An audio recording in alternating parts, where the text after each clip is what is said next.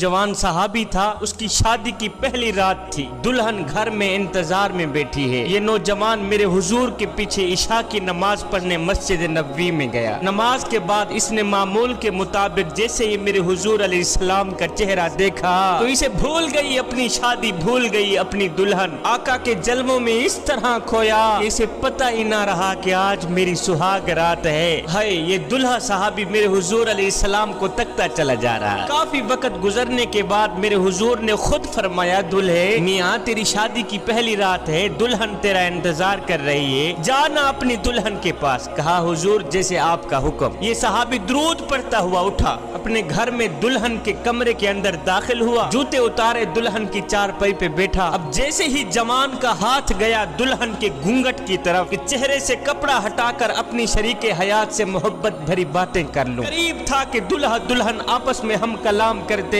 अभी हाथ घूंघट की तरफ जा रहा था कि घूंघट उठाऊं तो पीछे एकदम मदीने की गली से हजरत बिलाल की आवाज आई, मदीने वालों जिहाद के लिए हुक्म आ गया है, तुम्हें मोहम्मद अरबी बुला रहे हैं। बिलाल ने आवाज दी, मदीने वालों जल्दी बाहर निकलो, कल तुमने अपने सरों पे कफन बांध कर मोहम्मद अरबी के कदमों पे अपनी जान कुर्बान करनी है। हाय, बिलाल की आवाज सुनकर घूंघट की तरफ जाता हाथ रुक गया, कदम चारपाई से उतर आए, जूता पहनकर तलवार हाथ में ली। जवान साहबी बाहर निकलने लगा कि दुल्हन दौड़कर कदमों से लिपट गई। कहा, नौजवान शादी की पहली रात है, तूने अभी मेरे चेहरे से नकाब भी नहीं उठाया, मेरे सरताज मुझे छोड़ के कहां जा रहे हो? नौजवान ने झटका देते हुए कहा, ओ नादान मुझे मत रोक, इसलिए कि मुझे मेरे सरताज ने बुलाया है। ये नौजवान सीधा मैदान जंग में गया, जंग लड़ता रहा, काफिरों को फिन्नार करता रहा और खुद भी सर से पांव तक जख्मी हो गया। इतना जख्मी हुआ कि सीने में नेजा इस तरह पे वस्त हुआ कि ये नौजवान घोड़े से गिर गया। जब घोड़े से गिरा खुद को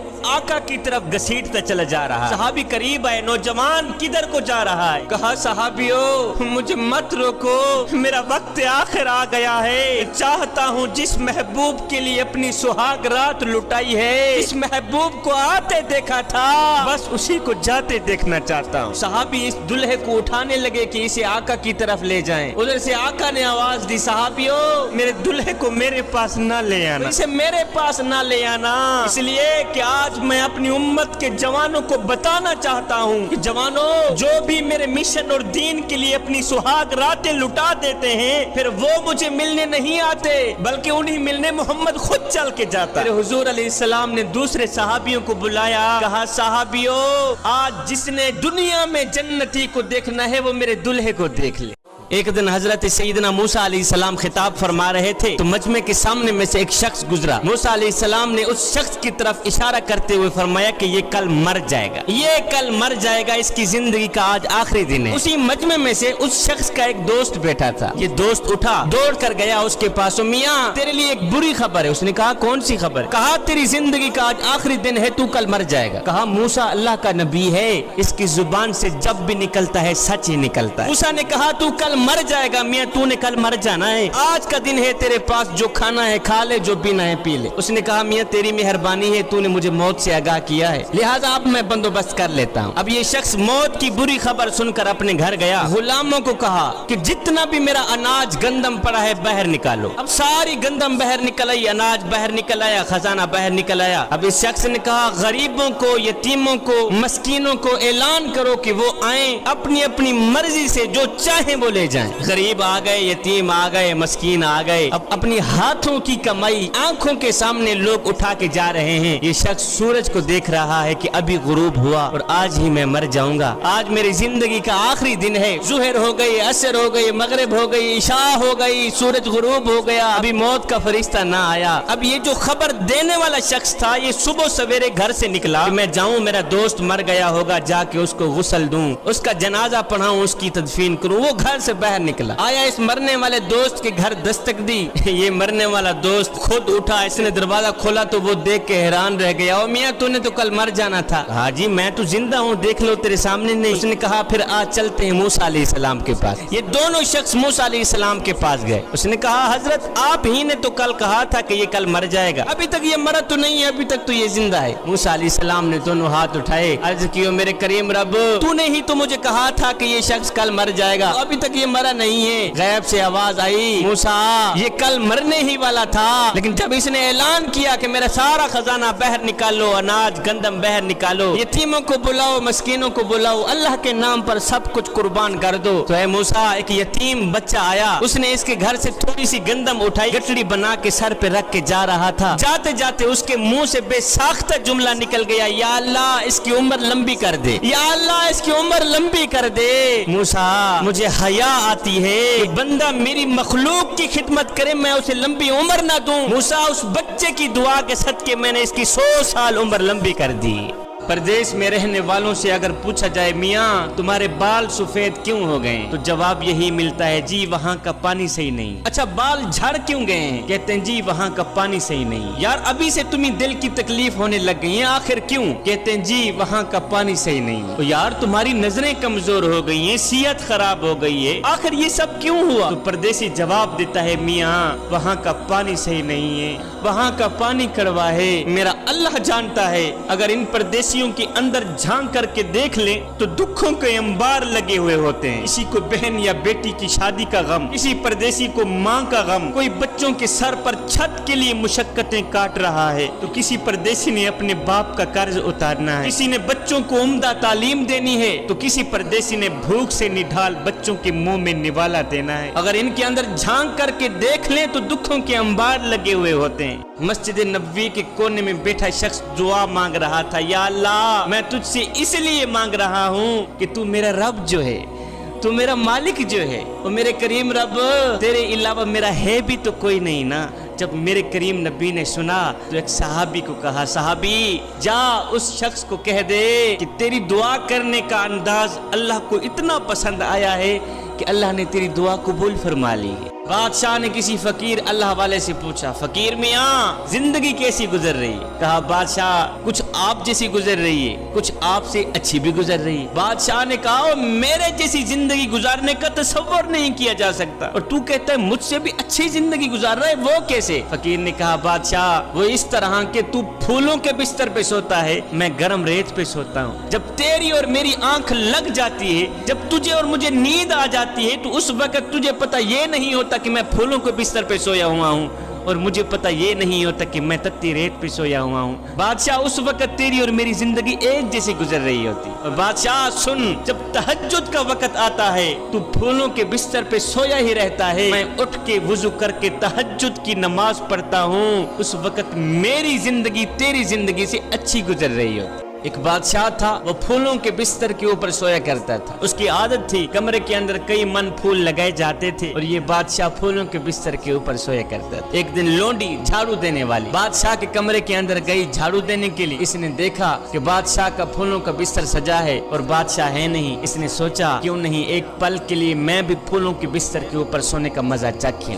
اس لونڈی نے کیا کیا، جھاڑو رکھا نیچے، چڑھ گئی بادشاہ کے پھولوں کے بستر کے اوپر، چڑھ گئی بادشاہ کے پھولوں کے بستر کے اوپر، لیٹی سر رکھا، آنکھ لگی، نیند آ گئی، ادھر سے نیند آئی ادھر سے بادشاہ بھی آ گیا۔ بادشاہ نے دیکھا آئیں 2 ٹکے کی نکرانی بادشاہ کے پھولوں کے بستر کے اوپر چڑھ کے سوئی، اس کی جرت کیسی ہوئی؟ بادشاہ نے سوٹا اٹھایا مارنے لگا۔ اب بادشاہ اوپر سے مار رہا تھا، نیچے یہ لونڈی روتی بھی ہے ہنستی بھی ہے، روتی بھی ہے ہنستی بھی۔ بادشاہ نے سوٹا رکھا نیچے، کہا پہلے تو یہ بتا کہ تو روئی کیوں ہے، ہنسی کیوں، روئی کیوں ہے، ہنسی کیوں ہے؟ اس لونڈی نے کہا بادشاہ روئی اس لیے ہوں کہ مجھے درد ہو رہی ہے اور ہنسی اس لیے ہوں کہ اس وقت میں سوچ رہی ہوں کہ جو ایک پل کے لیے پھولوں کے بستر کے اوپر چڑھ کے سوئے اسے اتنی سزا مل رہی ہے اور جو ساری زندگی پھولوں کے بستر کے اوپر چڑھ کے سوتا رہے اسے کتنی سزا ملے۔ ایک نوجوان تھا 20 سال رب کی نافرمانی کرتا رہا۔ ایک دن میرے اللہ نے فرمایا موسیٰ جا کے اس بندے کو کہہ دو کہ ہم اس سے ناراض ہیں اور نادان 20 سال ہو گئے ہیں ہمیں ناراض کرتے ہوئے، 20 سال کا عرصہ گزر گیا ہے ہماری نافرمانی کرتے ہوئے، کچھ تو تجھے شرم آنی چاہیے، اور نادان 20 سال ہو گئے ہیں تو نے ہمیں ایک سجدہ بھی نہیں کیا، لہٰذا ہم تجھ سے ناراض ہیں۔ اس نوجوان نے جب سنا کہ میرا اللہ مجھ سے ناراض नाराज हो गया है। वो नौजवान जंगल की तरफ चला गया, एक सूखा दरख्त था उसके नीचे जाके बैठ गया। इसने दोनों हाथ उठाए, अर्ज कियो मेरे करीम रब, मैं तो तेरे करम को अपने गुनाहों से ज्यादा समझता रहा। मौला मैं गुनहगार ही सही, मैं बदकार ही सही, मैं खताकार ही सही, लेकिन मौला मैं तो तेरी रहमत को अपने गुनाहों से ज्यादा समझता रहा। मौला तू ही तो मेरा मालिक है, तू ही तो मेरा खालिक है, अगर तू भी मुझसे नाराज हो जाएगा तेरा गुनहगार बंदा कहाँ जाएगा। मौला आज मैं पक्की तौबा करने आया हूँ, आज तो मैं तेरे साथ अपना ताल्लुक बढ़ाने आया हूँ, तेरे साथ अपना मामला दुरुस्त कराने आया हूँ। मौला आज मैं पक्की तौबा करना चाहता हूँ, आज मुझे माफ कर दे, आइंदा कोई गुनाह नहीं करूँगा, आइंदा कोई गुनाह नहीं करूँगा। है जवानों, नौजवान के जब इस सच्चे दिल से आह निकली, दुआ निकली, तो मेरे अल्लाह की रहमत को जोश आ गया, मेरे अल्लाह की रहमत जोश में आ गई। मेरे अल्लाह ने फरमाया मूसा जाके फिर मेरे उस बंदे को कह दो कि वो मेरे गुनहगार बंदे जो भी हमारी रहमत पर नजर रखता है फिर हम उसे बख्श ना दें, ये हमारी रहमत गवारा ही नहीं करती। जा हमने तुझे माफ किया, जा हमने तुझे बख्श दी। तेरी दुआ मांगने का अंदाज भी कुछ इस तरह का था कि हमारी रहमत जोश में आ गई और हमने तुझे बख्श दिया है। गुनहगार था, बदकार था, सियाकार था, 20 साल उसने गफलत में गुजार दी, 20 सालों में उसने एक सजदा भी अल्लाह को ना किया। इतनी नाफरमानी करने के बाद भी उस नौजवान के दिल से दुआ निकली, आंखों से एक आंसू निकला, अभी एक आंसू जमीन पर नहीं गया था, मेरे अल्लाह ने उसको अपना महबूब पहले बना लिया था। एक दिन मेरे करीम नबी की खिदमत में हजरत अबू हुरैरा रोते हुए आए, आकर अर्ज गुजार हुए, हुजूर मेरी माँ आपको गालियाँ देती है, मेरी माँ आपकी गुस्ताखी करती रहती है, आप दुआ करें ना अल्लाह मेरी माँ को भी हिदायत दे दे, अल्लाह मेरी माँ को कलिमा नसीब कर दे। मेरे करीम नबी ने दोनों हाथ उठाए, इधर से जैसे ही मेरे करीम नबी ने दुआ के लिए हाथ उठाए तो उधर से अबू हुरैरा ने घर की तरफ दौड़ लगा दी। अब सहाबी देखने वाले थे कि नबी इधर दुआ मांग रहे हैं, अबू हुरैरा का हक था ना साथ में बैठ के आमीन की आवाज लगाते, लेकिन अबू हुरैरा के काम देखो नबी के साथ नहीं बैठे, घर की तरफ दौड़ते नजर आ रहे। जैसे ही अबू हुरैरा ने घर की दहलीज पर कदम रखा तो क्या देखते हैं, माँ गुस्ल कर रही। माँ ने जैसे ही दरवाजा खोला तो अंदर से ला इलाहा इल्लल्लाह मुहम्मदुर रसूलुल्लाह की आवाजें आ रही। अबू हुरैरा ने कहा माँ तू कलिमा पढ़ रही, कहा चुप कर बेटे, अभी थोड़ी देर पहले तेरा नबी मेरे पास आया था,